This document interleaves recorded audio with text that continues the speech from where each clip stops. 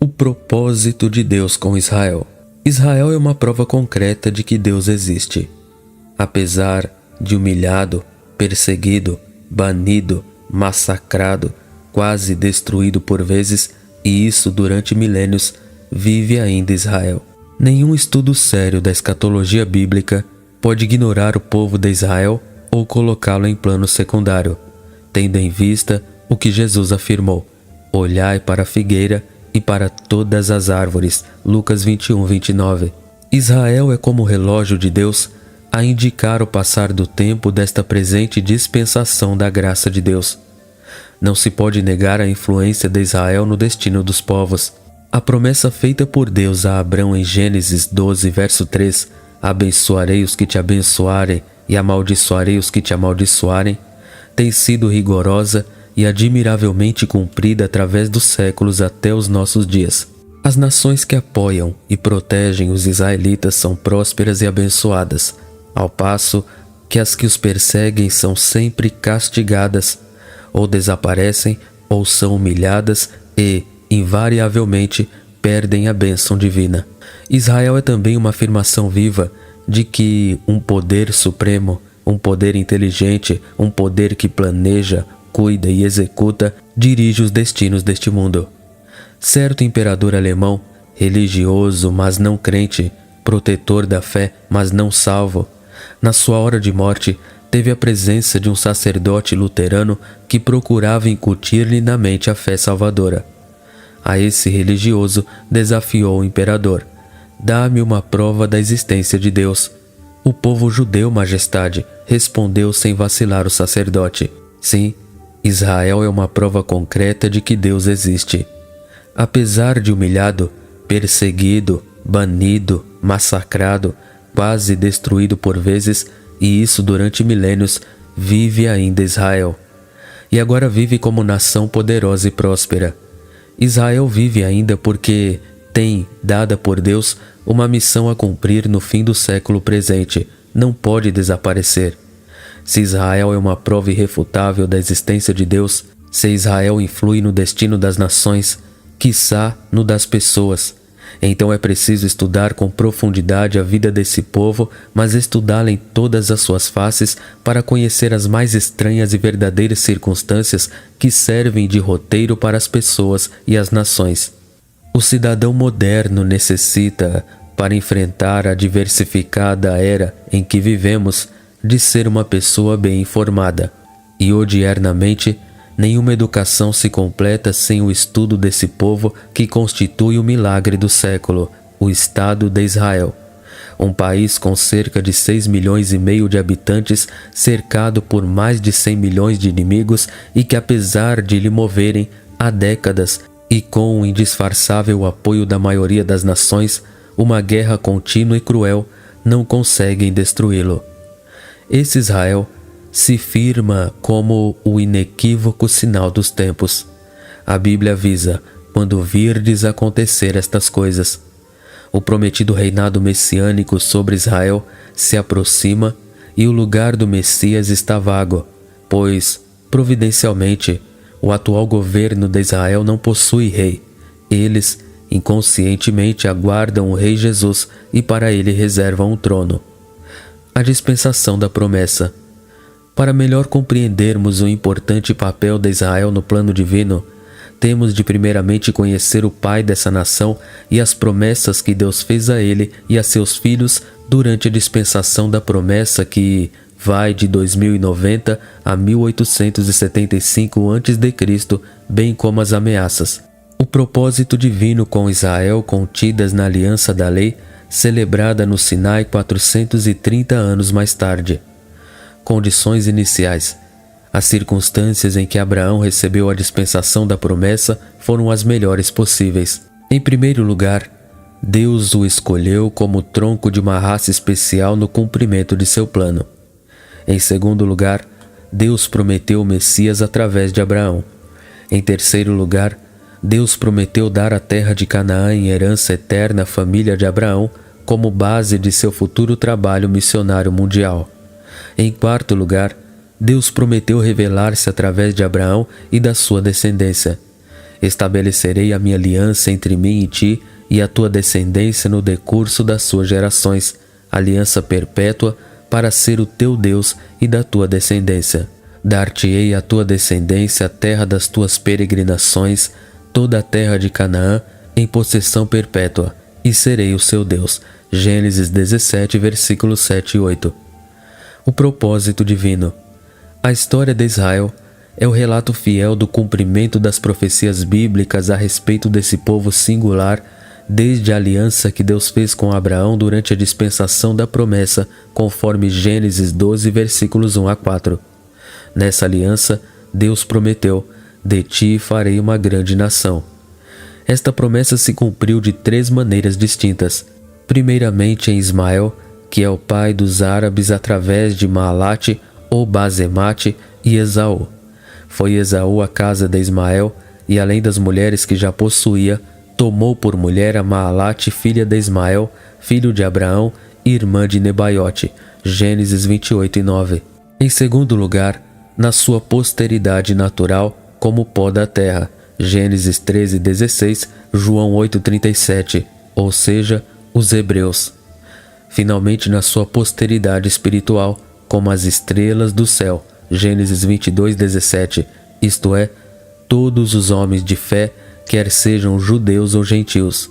Essa é a razão por que provem da fé, para que seja segundo a graça, a fim de que seja firme a promessa para toda a descendência, não somente ao que está no regime da lei, mas também ao que é da fé que teve Abraão. Romanos 4,16. Ora, as promessas foram feitas a Abraão e ao seu descendente. Não diz e aos descendentes, como se falando de muitos, porém como de um só, e ao teu descendente que é Cristo. Gálatas 3,16.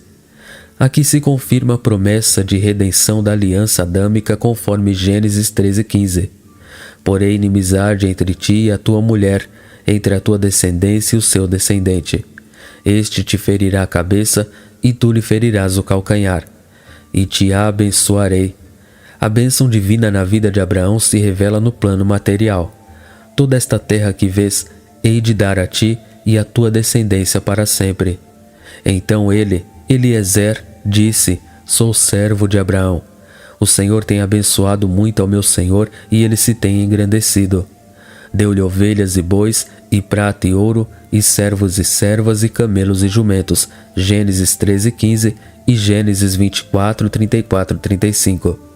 E também no plano espiritual, creu Abraão no Senhor, e isso lhe foi imputado para a justiça. Gênesis 15, versículo 6. E te engrandecerei o nome. Abraão tem o seu nome entre os maiores vultos da história universal, especialmente no judaísmo, no cristianismo e no islamismo. A grandeza de Abraão é devida às características da sua dignidade. Deixou o lar e os amigos para atender a chamada de Deus. Deu a Ló o direito de escolher a terra. Derrotou os reis despojadores de Sodoma. Deu o dízimo de tudo a Melquisedeque. Rejeitou receber presentes pelos serviços prestados e dispôs-se a oferecer a Deus seu filho único, Isaque. Em tudo isso, vemos obediência, altruísmo, coragem, benevolência, incorruptibilidade e fé, além de uma vida de oração. Gênesis 18, 23 a 33. E tu serás uma bênção. Milhões de pessoas, em todo o mundo e em todas as épocas, têm sido abençoadas mediante as promessas feitas ao patriarca Abraão. Abençoarei os que te abençoarem e amaldiçoarei os que te amaldiçoarem. Esta profecia tem sido rigorosamente cumprida através dos séculos, particularmente na dispersão e na restauração de Israel. Os povos que perseguiram os judeus têm sofrido um grande fracasso, enquanto os que os têm protegido prosperam. Essa profecia tem se realizado em muitos povos. Um bom exemplo é a Inglaterra, que proibiu a entrada dos judeus na Palestina quando eles mais precisavam escapar da polícia nazista na Europa, e logo perdeu seu império. Também o Brasil, que depois de tomar o partido dos inimigos de Israel no início dos anos 70 por causa do petróleo, viu seu milagre econômico transformar-se em pouco tempo em uma das maiores dívidas externas do mundo. Finalmente, Países perseguidores dos judeus, como o Iraque e o Irã, que até meados de 1984 já haviam registrado nos campos de batalha cerca de 1,5 milhão de baixas entre mortos e feridos. Muitos outros exemplos há na história antiga e recente, e entre eles a Rússia. A dispensação da lei. Esta dispensação foi estabelecida em meio a grandes sinais e prodígios. Nenhum outro povo, em toda a história do homem, experimentou condições mais favoráveis do que Israel. Havia visível manifestação da presença de Deus no Egito, no deserto, na travessia do Mar Vermelho e no Sinai. Então o anjo de Deus, que ia diante do exército de Israel, se retirou e se pôs atrás deles. Também a coluna de nuvem se retirou de diante deles e se pôs atrás e ia entre o acampamento dos egípcios e o acampamento de Israel. A nuvem era escuridade para aqueles e para estes esclarecia a noite, de maneira que, em toda a noite, este e aqueles não puderam aproximar-se. Êxodo 14, versículos 19 e 20. Deus sarou as enfermidades de Israel e deu-lhe as riquezas do Egito. Falou-lhes audivelmente e deu-lhes revelações. Forneceu-lhes um completo código de leis e deu-lhes muitas promessas e, finalmente, deu-lhes o Evangelho. O propósito divino. O desejo de Deus com a aliança da lei era provar os israelitas para ver se eles lhe obedeceriam e trariam completa destruição das raças de gigantes pela espada, em virtude dos pecados desses povos já haverem enchido a medida da paciência de Deus.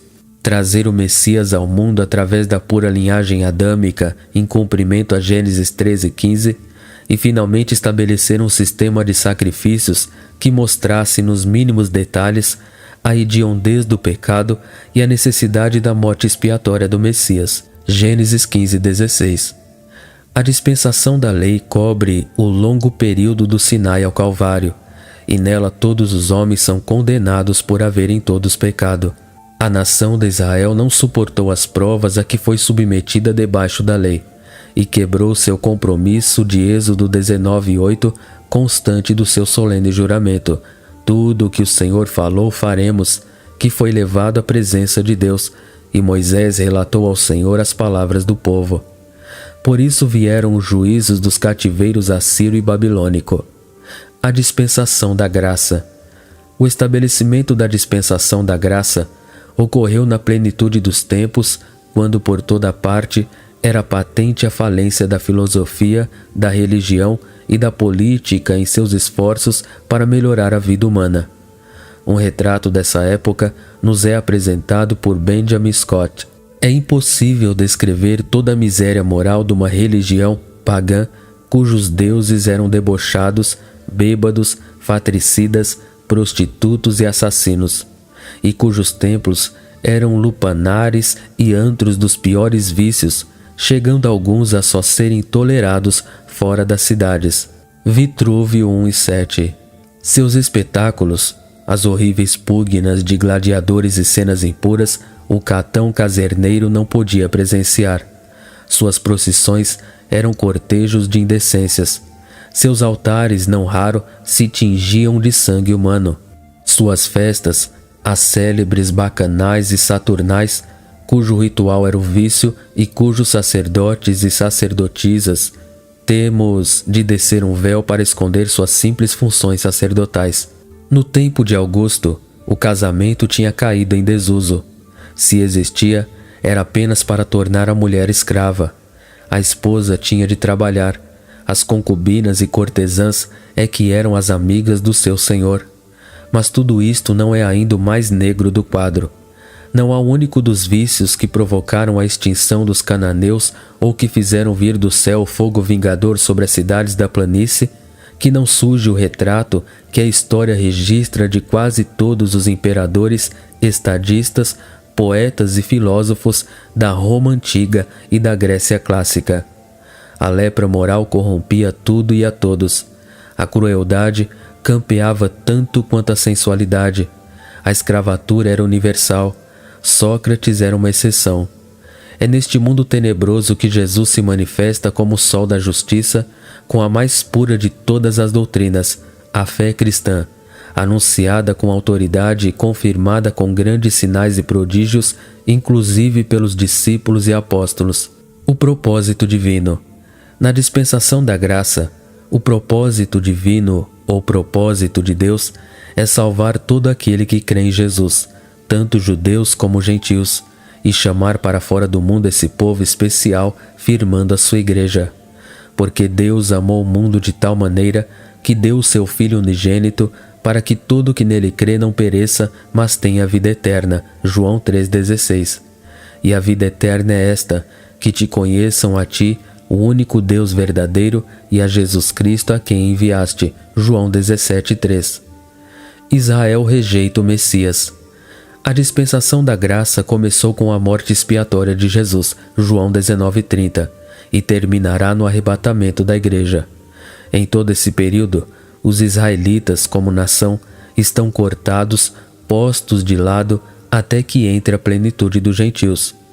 A causa da rejeição temporária de Israel foi a sua recusa em crer no Messias, embora tivessem sido preparados para a fé durante séculos. Por rejeitarem Jesus e perseguirem a igreja, os judeus foram deixados de lado e as boas novas de salvação proclamadas aos gentios. Mateus 21, versos 33 a 46. A queda e a elevação de Israel foram profetizadas por Simeão. Simeão os abençoou e disse a Maria, mãe do menino: Eis que este menino está destinado tanto para a ruína como para levantamento de muitos em Israel e para ser alvo de contradição. Lucas 2,34. Notem a ordem: ruína e levantamento, diferente da história de outras nações que seguem a ordem inversa, elevação e queda. Assim foi com países como Egito, Assíria, Babilônia, Medo-Persa, Grécia, Roma, Alemanha e muitos outros. Os juízos divinos, Jesus, referindo-se à profecia da pedra rejeitada pelos edificadores, Salmo 118, 22 a 24 e Isaías 28, 16, disse que todo aquele que caísse sobre ela seria feito em pedaços. Mateus 21, 44. Isso seria também o cumprimento de Daniel 9, 26. Depois das 62 semanas será morto o ungido e já não estará. E o povo de um príncipe que há de vir destruirá a cidade e o santuário, e o seu fim será num dilúvio, e até ao fim haverá guerra. Desolações são determinadas. E também de Amós 9:9, porque eis que darei ordens e sacudirei a casa de Israel entre todas as nações, assim como se sacode o trigo no crivo, sem que caia na terra um só grão. Por haver rejeitado a João Batista, a Jesus e aos primeiros discípulos, Israel foi destruído como nação e disperso entre os povos. Mateus 24, versos 1 a 3 e Lucas 21, versos 20 a 24. Isso ocorreu nas duas guerras contra os romanos, de 67 a 70 e de 132 a 135 d.C. A situação atual dos judeus. A Bíblia afirma com clareza que Deus não rejeitou Israel para sempre. Pela sua desobediência, esse povo foi endurecido. O mesmo sol que derrete a manteiga endurece o barro. Ao opor-se Israel aos desígnios de Deus, foi então atirado ao juízo divino. Deus recusa aquele que o recusa. Romanos 11, versos 7 a 10. O propósito primário de Deus, trazer os gentios ao arrependimento, não poderia deixar de ser alcançado por culpa de Israel. Ao haver rejeitado o Evangelho, Israel se tornara num obstáculo ao plano divino e por isso teve de ser removido.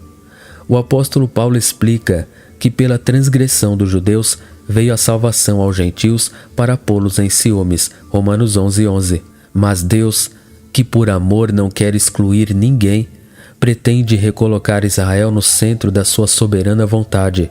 E isso ocorrerá quando o remanescente fiel converter-se ao Messias Jesus no final da grande tribulação.